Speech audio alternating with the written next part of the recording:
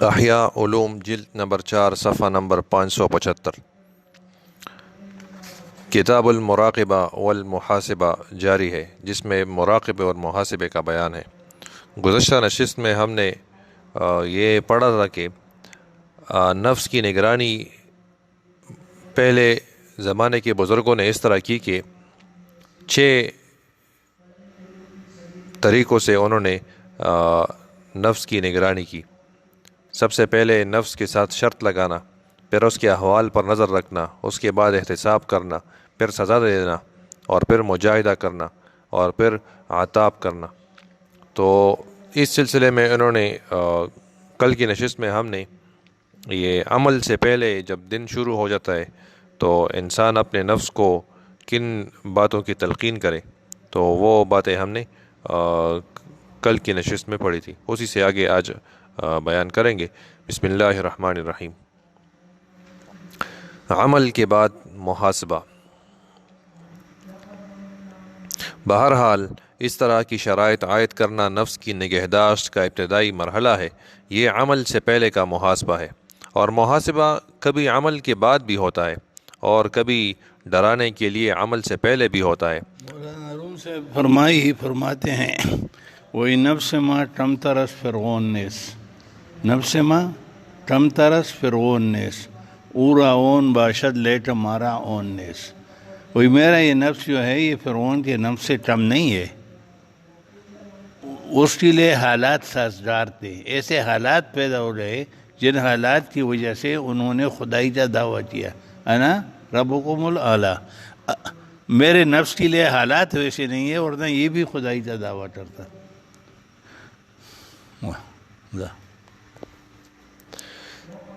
اللہ آپ نے کل کوئی سوال کیا تھا نا کہ لا حول ولا قوت، اور اس میں یہ ہے کہ لا حول ولا قوت کی مثال ایسی ہے جیسے بجلی کا کرنٹ۔ اب آپ پورے گھر میں جو ہے وہ کر لے، فٹنگ کر لے، بہت اچھی تار لگا لے اور بٹن اور ساری چیزیں، اگر کرنٹ نہ ہو تو جلی گی؟ اچھا، اور اگر فٹنگ نہ ہو تو کرنٹ؟ تا سوال حل شتا نا؟ مطلب ظاہر چیز تب سکے بیا لا حول ولا اور سمجھ گئے؟ اس لیے بولتا ہوں اور سمجھ۔ اللہ تعالیٰ کا ارشاد ہے وَاعْلَمُوا أَنَّ اللَّهَ يَعْلَمُ مَا فِي أَنفُسِكُمْ فَاحْذَرُوهُ، اور یقین رکھو اس کا کہ اللہ تعالیٰ کو اطلاع ہے تمہارے دلوں کی بات کی، سو اللہ تعالیٰ سے ڈرتے رہو۔ اور حذر کا تعلق مستقبل سے ہے۔ کثرت اور مقدار پر زیادتی اور نقصان کی معرفت حاصل کرنے کے لیے جو نظر ڈالی جاتی ہے اسے محاسبہ کہتے ہیں۔ اسی طرح اگر بندہ اپنے اعمال پر یہ جاننے کے لیے نظر رکھے گا کہ ان میں کوئی کمی بیشی تو نہیں ہوتی، یہ بھی محاسبے میں داخل ہے۔ اللہ تعالیٰ فرماتے ہیں یا ایھا الذین آمنوا اذا ضربتم فی سبیل اللہ فتبینوا، اے ایمان والو جب تم اللہ کی راہ میں سفر کیا کرو تو تحقیق کر لیا کرو۔ یا ایھا الذین آمنوا ان جاءکم فاسق بنبأ فتبینوا، اے ایمان والو اگر کوئی شریر آدمی تمہارے پاس کوئی خبر لائے تو خوب تحقیق کر لیا کرو۔ وَلَقَدْ خَلَقْنَا الْإِنسَانَ وَنَعْلَمُ، پہلے یہاں یہ خبر آئی تھی کہ زلزلہ آ رہا ہے افغانستان سے، کابل سے، 8 گھنٹے میں پہنچ جائے گا۔ اب یہ سارے مسجدیں بھی بھری ہوئی تھی اور کچھ باغ ناران بھی بھرا ہوا تھا۔ جس آدمی نے پوری زندگی میں نماز یا مسجد دیکھی نہیں تھی وہ بھی مسجد میں آیا تھا۔ تو اس قسم کی خبر جو ہے اس کی بنیاد تو ہوتی نہیں ہے۔ زلزلے سے تو 1 سیکنڈ بھی پہلے کسی کو پتہ نہیں ہوتا کہ زلزلہ آ رہا ہے، لیکن بس اندھادھند لوگ جو ہے مسجد کو باندھنے لگے۔ وَلَقَدْ خَلَقْنَا الْإِنسَانَ وَنَعْلَمُ مَا تُوَسْوِسُ بِهِ نَفْسُهُ، اور ہم نے انسان کو پیدا کیا ہے اور اس کے جی میں جو خیالات آتے ہیں ہم ان کو جانتے ہیں۔ یہ اس لیے فرمایا تاکہ نفس ان چیزوں سے ڈرے اور ان سے بچنے کی کوشش کرے۔ عبادہ بن صامت کہتے ہیں کہ سرکار دو عالم صلی اللہ علیہ وسلم نے ایک ایسے شخص سے جس نے وصیت اور واضح نصیحت کی درخواست کی تھی ارشاد فرمایا، ترجمہ: جب تو کسی امر کا ارادہ کرے تو اس کے انجام پر نظر رکھ، اگر انجام بہتر ہو تو اسے کر، اگر گمراہی ہو تو اس سے باز رہ۔ ایک دانشور کہتے ہیں کہ اگر تو یہ چاہتا ہے کہ عقل خواہش نفس پر غالب ہو تو شہوت کے تقاضے پر اس وقت تک عمل نہ کر جب تک کہ اس کے انجام پر نظر نہ ڈالے، اس لیے کہ دل میں ندامت کا باقی رہنا خواہش نفس کے پورا ہونے سے زیادہ برا ہے۔ حضرت لقمان علیہ السلام فرماتے ہیں کہ جب مومن انجام پر نظر رکھتا ہے ندامت سے محفوظ رہتا ہے۔ شداد بن اوس رضی اللہ عنہ روایت کرتے ہیں کہ سرکار دو عالم صلی اللہ علیہ وسلم نے ارشاد فرمایا، الکیس من دان نفسہ وعمل لما بعد الموت والاحمق من اتبع نفسہ ہواہا وتمنى علی اللہ۔ ترجمہ: عقل مند وہ ہے جس کا نفس اس کا مطیع ہو اور جو موت کے بعد کی زندگی کے لیے عمل کرے، اور احمق وہ ہے جو اپنے نفس کو خواہشات کا تابع کر دے اور اللہ پر تمنا کرے۔ کہتے ہیں کہ جوش اور خواہش نفس یہ چیزیں جو ہو یہ ہوش کے تابع ہو، اور ہوش عقل کے تابع ہو، اور عقل شریعت کے تابع ہو۔ دانا نفسہ کے معنی یہ ہے کہ نفس سے حساب لے، اور یوم حساب کو اس لیے یوم الدین کہتے ہیں۔ قرآن پاک میں وارد ہے انا لمدینون، یعنی ہم محاسبہ کرنے والے ہیں۔ حضرت عمر رضی اللہ عنہ ارشاد فرماتے ہیں کہ اپنے نفسوں کا احتساب کرتے رہو اس سے پہلے کہ تمہارا احتساب ہو، اور اس کو تولو اس سے پہلے کہ خود تولے جاؤ، اور بڑی پیشی کے لیے تیار رہو۔ حضرت عمر رضی اللہ عنہ نے ابو موسیٰ اشعری کو لکھ کر بھیجا کہ اپنے نفس کا فراخی میں محاسبہ کرو اس سے پہلے کہ سختی کے ساتھ محاسبہ ہو۔ آپ نے حضرت کعب احبار رضی اللہ عنہ سے دریافت کیا کہ تم نے محاسبہ کے متعلق کتاب اللہ میں کیا دیکھا ہے؟ انہوں نے کہا، آسمان کے حساب کرنے والے کی طرف سے زمین کے حساب کرنے والے کے لیے ہلاکی ہو۔ آپ نے ان پر کوڑا اٹھا لیا اور فرمایا کہ اس شخص کے علاوہ جس نے اپنے نفس کا محاسبہ کیا ہو۔ کعب نے عرض کیا، تورات میں یہ استثناء پہلو بپہلو وارد ہے، درمیان میں کوئی فاصلہ بھی نہیں ہے۔ یہ تمام روایات اور اقوال مستقبل کے لیے محاسبے پر دلالت کرتے ہیں۔ من دان نفسہ وعمل لما بعد الموت کا حاصل یہ ہے کہ پہلے امور کو وزن کرے اور اس کے بعد ان میں اچھی طرح تأمل اور تدبر کرے، پھر عمل پیرا ہو۔ دوسرا مقام مراقبہ۔ جب انسان اپنے نفس کو وصیت کرنے سے فارغ ہو جائے اور اس سے وہ شرائط طے کر لے جو مذکورہ بالا سطور میں بیان کیے گئے ہیں تو مراقبے کی طرف متوجہ ہو، یعنی اپنی اعمال میں غور و خوض کرے، ان پر گہری نظر ڈالے اور حفاظت کے خیال سے نفس پر سخت نظر رکھے، اس لیے کہ اگر نفس کو چھوڑ دیا گیا تو وہ سرکش ہو جائے گا اور فساد اعمال کا موجب ہوگا۔ مراقبے پر مزید گفتگو سے پہلے آئیے اس کے فضائل بیان کریں۔ سرکار دو عالم صلی اللہ علیہ وسلم نے حضرت جبرائیل علیہ السلام سے احسان کے بارے میں سرکار دو عالم صلی اللہ علیہ وسلم نے حضرت جبرائیل علیہ السلام سے احسان کے بارے میں دریافت کیا۔ آپ نے فرمایا، ان تعبد اللہ کأنک تراہ، بخاری و مسلم۔ احسان یہ ہے کہ تو اللہ کی عبادت اس طرح کرے گویا اسے دیکھ رہا ہے۔ یہ سوال حضرت جبرائیل نے کیا تھا نا، آپ نے اس کا جواب دیا۔ حدیث جبریل ہے، حضرت عمر رضی اللہ تعالیٰ عنہ اس کے راوی ہے کہ ہم رسول اللہ صلی اللہ علیہ وسلم کی مجلس میں بیٹھے ہوئے تھے، ایک آدمی آیا، سفید کپڑے تھے اور اس پہ کوئی اثر سفر وغیرہ کا معلوم نہیں ہو رہا تھا۔ رسول اللہ صلی اللہ علیہ وسلم کے ساتھ جو ہے مفہوم میں بیان کر رہا ہوں کہ گھٹنے ملا کے بیٹھ گیا اور کہا کہ یا رسول اللہ من اسلام، اسلام کیا ہے؟ تو یہ جو 5 بنا ہے یہ اللہ نے اس بتائیں کہ پھر ایمان کیا ہے، پھر ایمان بتایا کہ اللہ کی ذات پر یقین، اور پھر بتایا کہ احسان کیا ہے، تو پھر بتایا کہ کیا مطلب آئی جی. تو یہ حدیث نام بھی حدیث. پھر جب چلے جائے تو حضرت حضور صلی اللہ علیہ وسلم نے صحابہ سے ان سے پوچھا کہ آپ نے پہچانا یہ کون تھا؟ اور پھر جب یہ کہتے ہیں حضرت عمر کہ ہم حیران ہوتے کہ رسول اللہ صلی اللہ علیہ وسلم جب جواب یہ سوال بھی کرتا، جب وہ جواب دیتا تو اس کی تصدیق بھی کرتا کہ جانتا ہے. ہاں تو سائل اس کو، تو یہ سائل آپ جانتے تھے؟ اس سے چاہتے نہیں، یہ جبریل تھے اور آپ کو آپ کے دین کی بنیادی باتیں سکھانے کے لیے آئے تھے. ایک حدیث میں یہ بھی حدیث جبریل کے نام سے مشہور ہے. وہ 5 بنا کیا ہے؟ 5 بنا ایک تو ایمان ہے، ہاں لا الہ الا اللہ محمد رسول اللہ، دوسری نماز ہے، تیسرا روزہ ہے، چوتھی زکوٰۃ ہے، 5ویں حج ہے. یہ 3 تو بالکل وہ ہے. اور یہ زکوٰۃ اور حج جو ہے یہ استطاعت کے ساتھ ہے کہ اگر آپ کے پاس مال ہو تو آپ زکوٰۃ دیں گے، ورنہ آپ معاف ہے، چاہے آپ کے ساتھ نصاب کے برابر دو ہو. اس لیے حج کی آپ کے پاس اتنے پیسے ہو کہ آپ جا سکتے ہو، راستہ مامون ہو، ساری چیزیں ہوں، ہاں تو آپ جو ہے حج فرض ہے.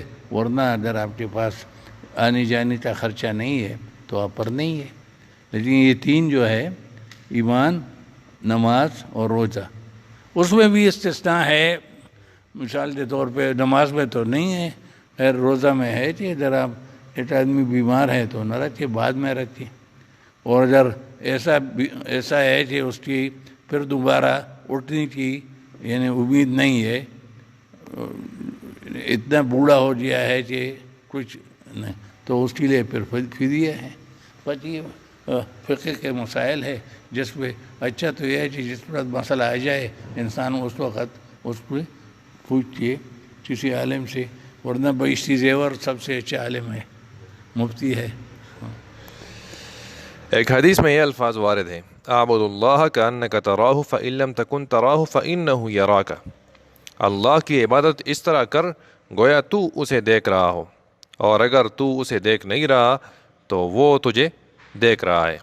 اللہ تعالیٰ فرماتے ہیں: افمن هو قائم علی کل نفس بما کسبت. پھر کیا خدا ہر شخص کے اعمال پر مطلع ہو، ان کے شرکاء کے برابر ہو سکتا ہے؟ یہ بات میں نے پہلے بھی کئی دفعہ کہی ہے کہ حبیب الرحمن، مولانا حبیب الرحمن لدھیانوی یہ مسجد مجلس احرار کے صدر تھے. یہ نیم سیاسی قسم کی جو بات تھی، کچھ قادیانوں کے خلاف اور کچھ مختلف، عطا اللہ شاہ بخاری وغیرہ یہ ان میں تھے، صدر تھے. اور یہ عبدالقادر رائے پوری رحمۃ اللہ علیہ کے مرید تھے. تو رائے پور جا رہے تھے، رائے پور کا راستہ سہارنپور سے ہوٹل جاتا ہے رمضان میں مولانا زکریا صاحب کا یہ معمول ہوتا تھا کہ کسی سے بات چیت نہیں کرتے تھے، بس کھنڈی لجائی ہوتی تھی، اندر تلاوت دن میں ختم کرتے تھے، ایک رات میں. صرف یہ اتنی بات تھی کہ مسجد جاتے ہوئے راستے میں کوئی بات کرے، یا تراویح کے بعد پیالی ٹاوا پیتے ہوئے اس وقت کوئی بات کرے.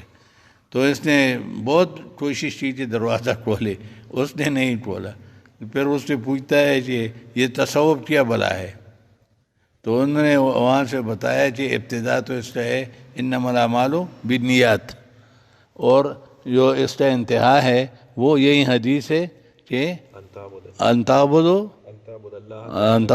نعرہ کہ عمل اخلاص، اور آخر میں یہ حالت آ جائے کہ جو بھی عمل.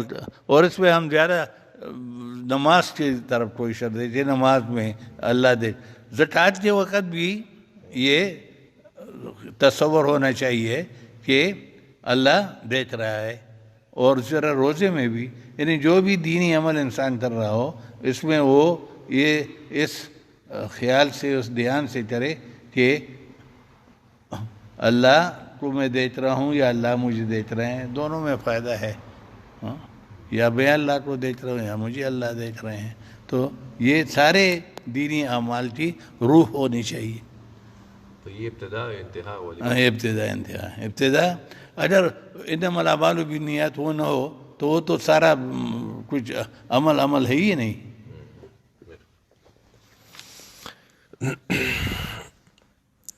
علم یعلم بان اللہ یرا، کیا اس شخص کو یہ خبر نہیں کہ اللہ تعالیٰ اسے دیکھ رہا ہے؟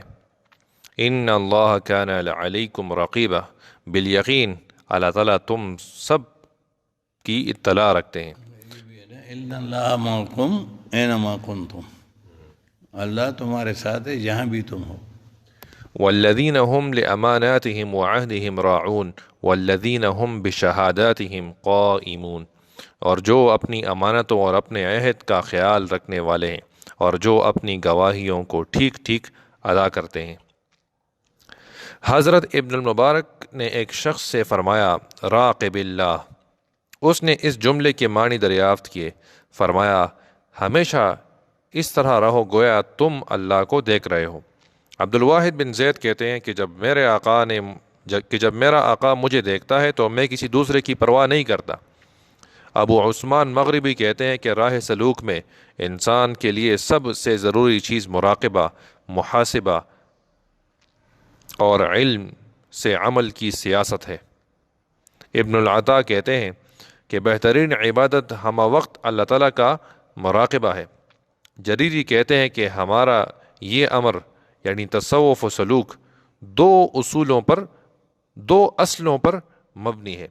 ان میں سے ایک یہ ہے کہ تو اپنے نفس پر اللہ تعالیٰ کا مراقبہ لازم کرے، دوسری یہ کہ تیرا علم ظاہر اعمال پر حجت ہو. حضرت موسیٰ علیہ السلام کو جب اللہ پاک نے فرعون کے پاس بھیجا تو انہیں بھی یہ فرمایا کہ یہ مراقبہ کرو، انکا کنت بنا بصیر، کہ اللہ تو مجھے دیکھ ہی رہا ہے. ابو عثمان مغربی کہتے ہیں کہ ابو حفص نے مجھ سے فرمایا کہ جب تو لوگوں میں بیٹھے تو اپنے نفس اور قلب کا واعظ بن کر بیٹھ، اور اپنی مجلس میں لوگوں کی آمد سے فریب مت کا، اس لیے کہ وہ تیرے ظاہر کو دیکھتے ہیں اور اللہ تیرے باطن کو دیکھتا ہے. ایک بزرگ سے منقول ہے کہ ان کا ایک نوجوان مرید تھا جس کی وہ تعظیم کرتے تھے اور اسے دوسروں پر ترجیح دیتے تھے. ایک مرتبہ ان کے بعض دیگر دوستوں اور مریدوں نے عرض کیا کہ آپ اس لڑکے کی اس قدر عزت کرتے ہیں حالانکہ وہ نوعمر ہے جبکہ ہم بوڑھے ہو چکے ہیں. انہوں نے چند پرندے منگوائے اور ہر مرید کو ایک پرندہ اور ایک چاقو دے کر کہا کہ اسے کسی ایسی جگہ لے جا کر ذبح کرو جہاں کوئی دیکھنے والا نہ ہو. ان مریدین میں وہ نوجوان بھی تھا اور بزرگ نے اس نوجوان سے بھی یہی فرمائش کی. تھوڑی دیر کے بعد ہر شخص ذبح شدہ پرندوں کو لے کر واپس آ گیا جبکہ وہ نوجوان زندہ پرندہ لے کر آ گیا. بزرگ نے اس سے پوچھا کہ تو نے اپنا پرندہ کیوں نہیں ذبح کیا؟ نوجوان نے کہا کہ مجھے کوئی ایسی جگہ نہیں ملی جہاں کوئی دیکھنے والا نہ ہو. اللہ تعالیٰ ہر جگہ مجھے دیکھتا ہے. نظام الدین اولیاء رحمۃ اللہ کے متعلق بھی کہیں میں نے پڑھا ہے یا سنا ہے کہ کچھ ایک مرید آیا، تھوڑی عرصہ ان کے پاس رہا، انہیں حضرت نے خلافت دی. 2-3 جو تھے جو کئی سالوں سے وہاں پڑے تھے ان کے دل میں جو ہے اعتراض پیدا ہوا کہ کل آیا ہے اور آج خلافت ملی اور ہم تو سالوں سے جو ہے یہاں پڑے ہوئے ہیں. تو کہتے ہیں کہ حضرت نے انہیں یہیں دیا مرغا کہ جا کر ایسی جگہ اس کو ذبح کرو جہاں کوئی نہ ہو. تو وہ تو ایک دیوار کے پیچھے گیا، اس نے ذبح کیا، دوسرے نے دوسری، یہ جو جن کو اجازت دی تھی، خلافت دی تھی، سارا دن ان کو پھراتا رہا، پھر واپس زندہ لے آیا کہ کیوں بھائی تو نے اس کو ذبح نہیں کیا؟ کہ حضرت آپ نے ایسی شرط لگائی تھی کہ وہ کہاں بھی پوری رہو، جہاں تھا وہاں اللہ دیکھ رہا تھا اور ہم نے کہا کہ کوئی نہیں دیکھ رہا ہو. تو ان کو بتایا کہ یہ ہے. پھر کچھ سوٹی لٹلیاں منگائی اور کچھ گیلے اس کو آج لٹائی. جو سوٹی لٹلی تھی وہ جل اٹھی اور وہ دوسری جو تھی اس سے دھواں نکلتا رہا، وہ نہیں جلتی تھی. کہتے ہیں کہ یہ تو پہلے سے جب آیا تھا یہ بنا ہوا آیا تھا، اور ابھی آپ لوگ جو ہے گیلے ہو، ابھی اندر جو ہے امراض ہیں، وہ ہیں، ابھی وہ نسبت اور تعلق نصیب نہیں ہوئی، اس لیے میں نے اجازت دی۔ تمام لوگوں کو اس کا یہ مراقبہ اچھا لگا۔ انہوں نے اپنے شیخ سے عرض کیا، واقعی یہ نوجوان قابل تعظیم ہے۔ بیان کیا جاتا ہے کہ جب زلیخا حضرت یوسف علیہ السلام کے ساتھ خلوت میں تھیں تو انہوں نے اٹھ کر ایک بت کے منہ پر کپڑا ڈھانپ دیا۔ حضرت یوسف علیہ السلام نے فرمایا کہ تو ایک پتھر سے حیا کرتی ہے، پھر میں ملک جبار کے دیکھنے سے شرم کیوں نہ کروں؟ ایک نوجوان نے کسی باندی سے خواہش پوری کرنی چاہی۔ باندی نے کہا، تجھے شرم نہیں آتی؟ نوجوان نے کہا، میں کس سے شرم کروں؟ ہمیں ستاروں کے علاوہ کون دیکھ رہا ہے؟ باندی نے کہا، اور ستاروں کو پیدا کرنے والا کہاں گیا؟ کسی شخص نے حضرت جنید بغدادی رحمۃ اللہ علیہ سے دریافت کیا کہ میں غض بصر پر کس چیز سے مدد لوں؟ یغض، ہاں، نظر کنٹرول کرنے کو کسی شخص نے حضرت جنید بغدادی رحمۃ اللہ علیہ سے دریافت کیا کہ میں نظر کی حفاظت پر کس چیز سے مدد لوں؟ فرمایا، اس علم سے کہ منظور کی طرف تیری نظر بعد میں پہنچتی ہے اور ناظر حقیقی کی نظر تجھ پر پہلے پہنچ جاتی ہے۔ ایک مرتبہ فرمایا، مراقبے میں وہی شخص پختہ ہوتا ہے جو پروردگار سے اس لیے خوف کھاتا ہو کہ کہیں اس کا حظ فوت نہ ہو جائے۔ رتاوی رحمۃ اللہ علیہ فرماتے ہیں کہ اکثر لوگ یہ شکایت کرتے ہیں کہ ہم نظر کو قابو نہیں کر سکتے، یہ جو ہے بہت مشکل ہے یا نہیں ہو سکتا۔ تو وہ فرماتے ہیں کہ نفس پہ آرا نہیں چلا سکتے، ورنہ جن باتوں کی اللہ پاک نے جو ہے حکم دیا ہے کرنے کو، وہ اللہ نے انسان کے اندر وہ استعداد رکھی ہے، ورنہ اللہ پاک یہ نہ فرماتے لا یکلف اللہ نفسا الا وسعہا۔ تو جن جن باتوں کی اللہ نے کرنے کا حکم دیا ہے اور جن جن باتوں سے اللہ نے روکنے کا حکم دیا ہے وہ انسان کر سکتا ہے۔ ہاں، البتہ یہ ہے کہ نفس پہ آرا چلے جا، اور تعلیم ہم فرماتے ہیں کہ ذرا نظر تو کنٹرول کر کے دیکھ لو کہ مر تو نہیں رہے ہو، سانس تو نہیں نکل جائے گی۔ ہاں، نفس چاہتا نہیں ہے کہ مزہ کو چھوڑ دوں۔ میری ایک سوچ ہے جی، وہ یہ ہے کہ آپ کو جو استعداد دیے اسی استعداد کے مطابق آپ سے امتحان لیا جاتا ہے، اور میری استعداد کے مطابق آپ میں جو استعداد رکھا ہے نا، یا عمر صاحب میں رکھا ہے یا مجھ میں رکھا ہے، تو وہ الگ الگ ہے۔ وہ استعداد آپ اس کا زیادہ ہو سکتا ہے، آپ کا زیادہ ہو سکتا ہے، میرا کم ہو سکتا ہے۔ تو آپ سے جو امتحان لیا جاتا ہے میرے خیال کے مطابق وہ آپ کے استعداد کے مطابق، اور مجھ سے میرے استعداد کے مطابق۔ حضرت جنید بغدادی تو ایسی لطیفہ ہے، ایک لوہار تھا اور اس کا نام تھا ایوب، تو وہ بیمار ہو گیا اور سخت بیماری تھی اور در میں تکلیف تھی، تو وہ چیختا رہا کہ اے اللہ، میں ایوب لوہار ہوں، میں ایوب پیغمبر نہیں ہوں۔ اب آپ کے استعداد کا جواب ہو گیا۔ ایک مرتبہ فرمایا، وہ معاملہ نہ کرتا جو آپ نے ایوب علیہ السلام کے ساتھ کیا تھا، وہ تو اس کے متعلق تو اللہ فرماتا ہے انا وجدناہ صابرا نعم العبد انہ اواب، تو وہ تو ہوتا۔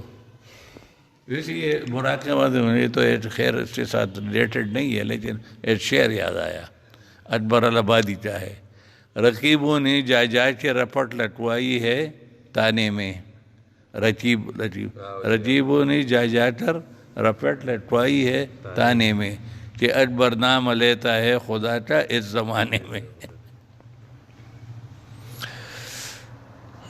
ایک مرتبہ جنید بغدادی رحمۃ اللہ علیہ نے فرمایا، مراقبے میں وہی شخص پختہ ہوتا ہے جو پروردگار سے اس لیے خوف کھاتا ہو کہ کہیں اس کا حظ فوت نہ ہو جائے۔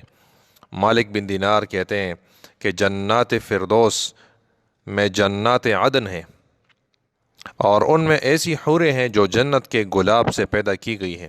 سائل نے پوچھا ان میں کون رہے گا؟ فرمایا اللہ تعالیٰ ارشاد فرماتے ہیں کہ جنات عدن میں وہ لوگ رہیں گے جنہیں معاصی کے تصور کے ساتھ میری عظمت کا خیال آ جائے اور وہ میری حیا سے اس گناہ سے باز رہے۔ یہ وہ لوگ ہیں کہ ان کی کمریں میری خوف سے جھک گئیں۔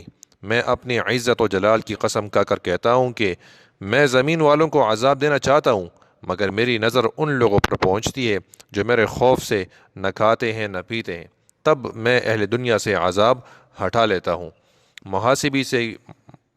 محاسبی رحمۃ اللہ علیہ سے کسی نے مراقبے کے بارے میں دریافت کیا تو آپ نے جواب دیا، اس کی ابتدا یہ ہے کہ دل کو اللہ تعالیٰ کی قربت سے آگاہی ہو۔ مرد عائش کہتے ہیں کہ مراقبہ یہ ہے کہ غیب کے ملاحظے کے لیے ہر لمحے اور ہر کلمے میں باطن کی رعایت رکھے۔ روایت ہے کہ اللہ تعالیٰ نے اپنے فرشتوں سے فرمایا کہ تم ظاہر پر متعین ہو اور میں باطن کا نگران ہوں۔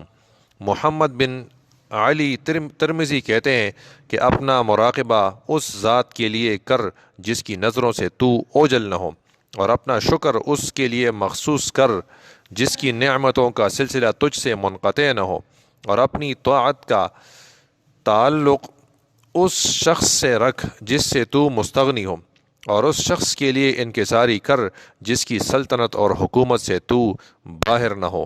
سہل تستری کہتے ہیں کہ اللہ تعالیٰ نے بندے کے دل کو اس علم سے زیادہ کسی چیز سے مزین نہیں کیا کہ اللہ تعالیٰ اسے دیکھنے والا ہے، خواہ وہ کہیں بھی ہو۔ بعض لوگوں سے اللہ تعالیٰ کے اس قول رضی اللہ عنہم ورضوا عنہ ذالک لمن خشی ربہ کے متعلق دریافت کیا گیا تو انہوں نے جواب دیا کہ اللہ تعالیٰ ان لوگوں سے راضی ہوں گے جو اپنے قلب کی نگرانی کرتے ہیں اور اپنے نفس کا محاسبہ کرتے ہیں اور اپنی آخرت کے لیے زاد راہ لیتے ہیں۔ حضرت ذوالنون مصری رحمۃ اللہ علیہ سے کسی نے پوچھا کہ بندے کو جنت کس طرح حاصل ہوگی؟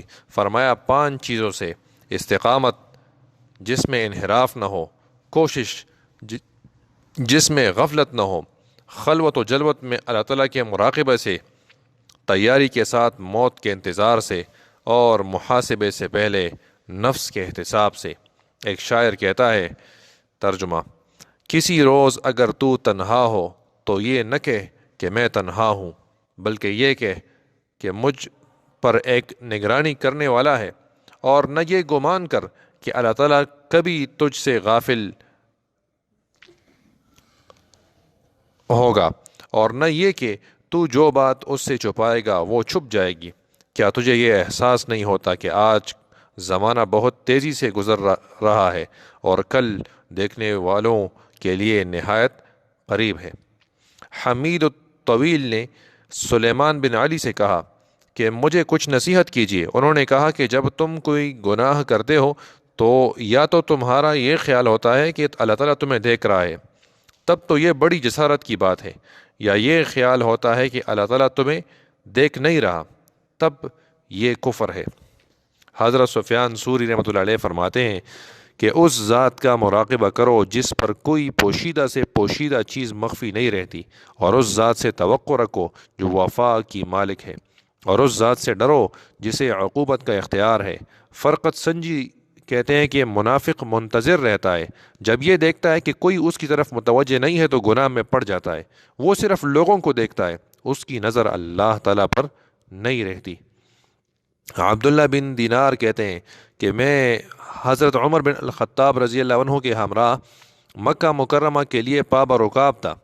رات ہم نے ایک جگہ قیام کیا، پہاڑ کے اوپر سے آپ کے پاس ایک چرواہا آیا۔ آپ نے اس سے کہا کہ ان بکریوں میں سے ایک بکری میرے ہاتھ فروخت کر دے۔ اس نے کہا میں غلام ہوں۔ حضرت عمر نے فرمایا کہ اپنے مالک سے کہہ دینا کہ بھیڑیے نے ایک بکری کالی۔ غلام نے کہا اور اللہ سے کیا کہوں گا؟ یہ سن کر حضرت عمر رضی اللہ عنہ رونے لگے۔ صبح کو آپ غلام کے آقا کے پاس گئے اور اسے خرید کر آزاد کر دیا اور فرمایا کہ تجھے اس کلمے نے دنیا میں آزادی دی ہے، امید ہے کہ آخرت میں بھی اسی کلمے کی بدولت تجھے آزادی نصیب ہوگی۔ اس کے بعد پھر مراقبے کی حقیقت اور مراقبے کے درجات کا بیان ہوگا انشاءاللہ اگلی نشست میں۔ دیم ګوره ډېر دغه خبره کوي د داسې د مغز خبرې پکې راوباسي تلاوت دی